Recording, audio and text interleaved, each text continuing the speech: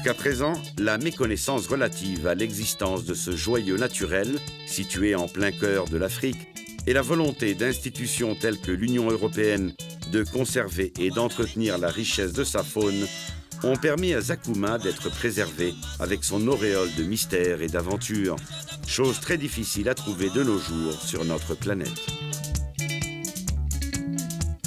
Mais Zakouma, avec moins de 3000 km², est un minuscule paradis.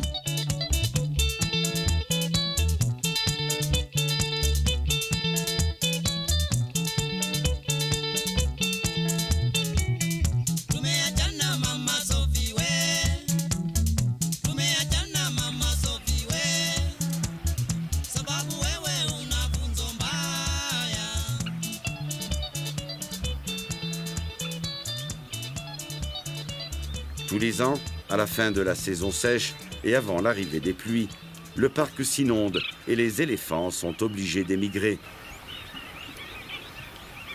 en laissant derrière eux la sécurité du parc pour trouver de meilleures prairies. C'est alors qu'ils deviennent vulnérables, car les braconniers les poursuivent pour leur ôter l'ivoire de leur défense.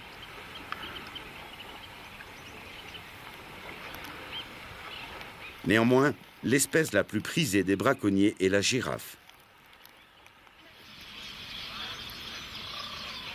La préservation de ce mammifère fascinant est l'une des raisons qui a poussé les experts à solliciter que Zakouma soit classé parc national. La touffe poilue décorant l'extrémité de sa queue est considérée comme un trophée d'une grande valeur par une ethnie déterminée de nomades. Ce trophée convoité donne du prestige à ceux qui l'obtiennent, à tel point qu'ils n'hésitent pas à courir le risque d'être abattus par les gardes-chasse du parc. En fait, la girafe est le symbole de Zakouma. Dans le parc, nous avons placé plusieurs détachements de gardes-chasse qui patrouillent constamment les limites du parc pour éviter le braconnage. Lorsque nous détectons la présence de braconniers dans une zone déterminée, plusieurs gardes-chasse se rendent immédiatement dans cette zone pour les empêcher de pratiquer cette activité et les arrêter. Il est évident que conservation et vigilance vont de pair. Le fait que près d'une centaine de gardes armés surveillent le parc tous les jours constitue un facteur de dissuasion pour les braconniers. La preuve, en dehors de ces limites, les éléphants sont toujours en danger. Mais il n'y a pas que de mauvaises nouvelles. Récemment, les autorités tchadiennes se sont engagées à protéger les troupeaux d'éléphants lorsqu'ils quittent le parc pendant la saison des pluies, ce qui est crucial pour l'espèce de cette partie de l'Afrique. Entre-temps, la surveillance permanente de Zakouma a entraîné une diminution substantielle du braconnage ces dernières années, ce qui, à son tour, a permis à la population de girafes et d'éléphants de récupérer progressivement. De récentes études témoignent de la présence de quelques 600 exemplaires de girafes et de plus de 3500 éléphants. Ce n'est pas en vain que Zakouma est le parc le mieux protégé d'Afrique centrale.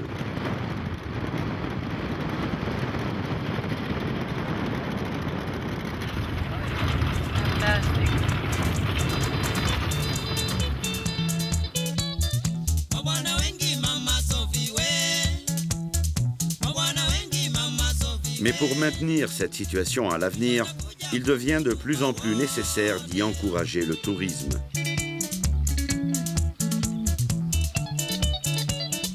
Petit à petit, les visiteurs s'y rendent pour y contempler la grandeur que renferme Zakouma.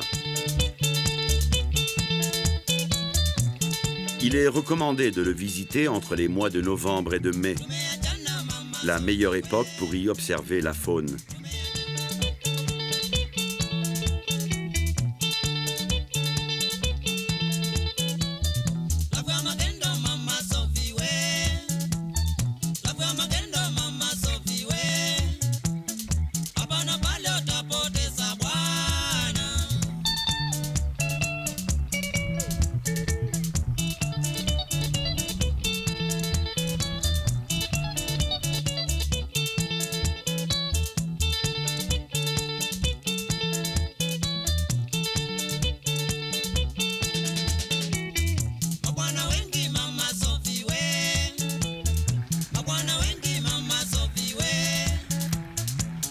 Au milieu du parc se trouve le campement touristique de Tinga. Les visiteurs pourront s'héberger dans l'une de ces nombreuses et confortables cabanes.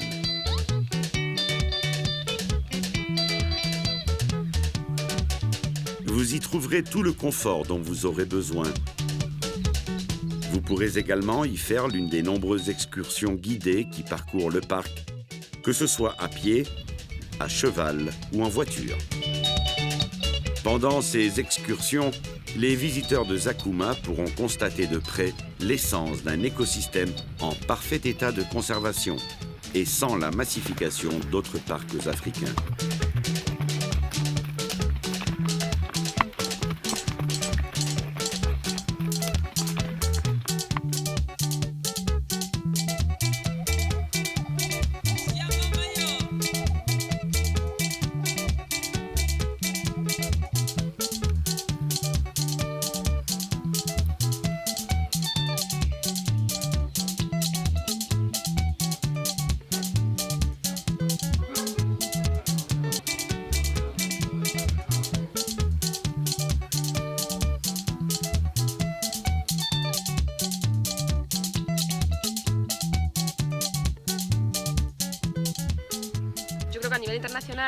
Je crois qu'au niveau international, les gens commencent à vouloir des choses différentes. Ils se lassent de voir un lion avec 10 voitures autour. Ce genre de spectacle fait moins grimper l'adrénaline que faire une promenade à cheval et tomber tout d'un coup sur un lion ou un buffle. Le problème dans d'autres parcs, c'est que leur massification ne permet plus tellement de profiter de ce genre de situation.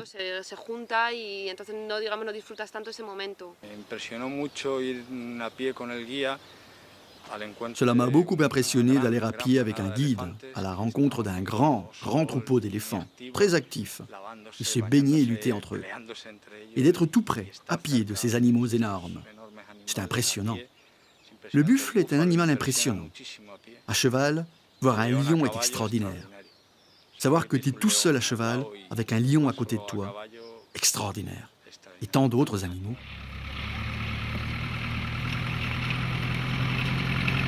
Les bénéfices issus de cette activité sont nombreux, vu que son impact est quasiment nul et que les recettes qui en découlent permettent de mettre en œuvre des projets bénéfiques, aussi bien pour la population que pour la faune locale.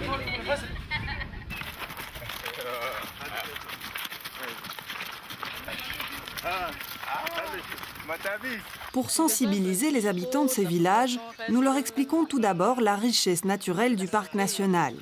Pour ce faire, le projet dispose d'un camion qui se charge de ramasser les gens dans leur village pour les emmener dans le parc, pour qu'ils le connaissent et pour qu'ils voient qu'il renferme un grand nombre d'animaux. Ensuite, nous leur expliquons notre travail dans le parc et l'importance de sa conservation. Avec ce programme, ils ont la possibilité de les voir de leurs propres yeux. Ils peuvent constater que le parc n'est pas un endroit réservé aux Blancs et ils apprennent qu'il faut le respecter et le conserver. Nous avons également des programmes de sensibilisation orientés vers les femmes. Car, on le dit souvent, éduquer une femme, c'est éduquer une nation.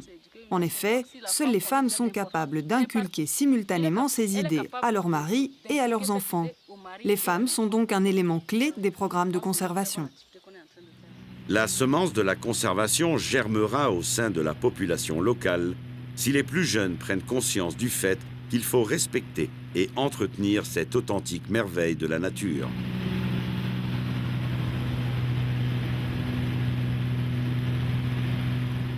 De nombreuses communautés ont compris qu'il est bien plus rentable de protéger les animaux pour faciliter leur observation et leur étude dans leur milieu que de se borner à suivre leurs traces pour les tuer pour une poignée de monnaie ou pour d'absurdes croyances.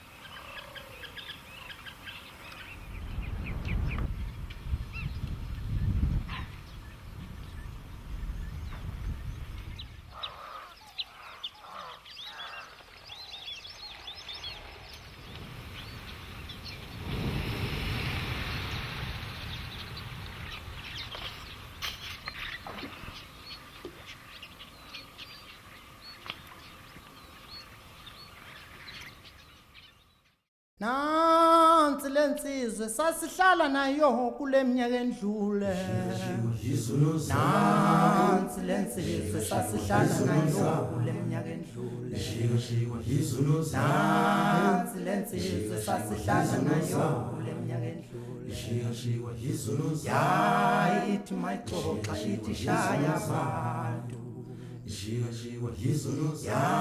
Comme une grande boule de feu, le soleil se couche à la tombée du jour sur la ligne d'horizon.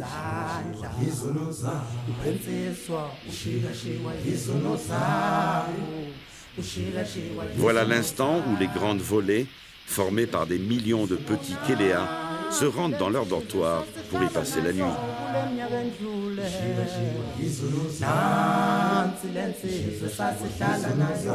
Le spectacle est saisissant.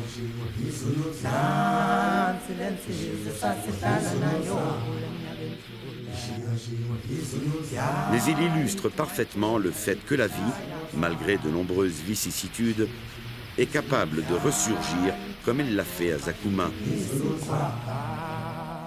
où l'être humain a sauvé la nature pour en faire une terre promise qui ressemble de plus en plus à l'Afrique légendaire.